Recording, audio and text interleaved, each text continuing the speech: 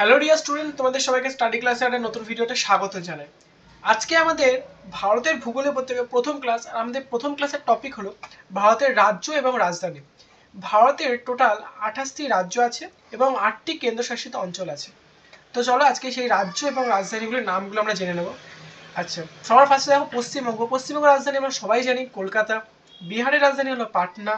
উড়িষ্যার রাজধানী হলো ভুবনেশ্বর। আসামের রাজধানীর নাম হলো দিসপুর। ঝাড়খণ্ডের রাজধানী হলো রাঁচি। উত্তরপ্রদেশের রাজধানীর নাম হলো লখনৌ। উত্তরাখণ্ডের রাজধানীর নাম হলো দেরাদুন। মধ্যপ্রদেশের রাজধানীর নাম হলো ভোপাল। ছত্তিশগড়ের রাজধানীর নাম হলো রায়পুর। রাজস্থানের রাজধানীর নাম হলো জয়পুর।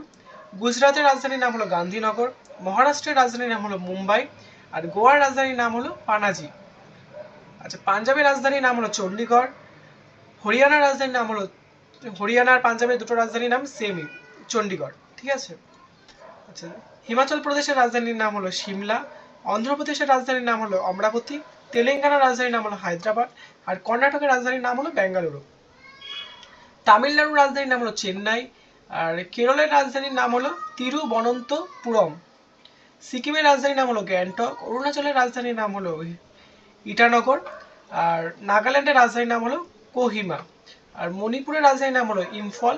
মিজোরামের রাজধানীর নাম হলো আইজল।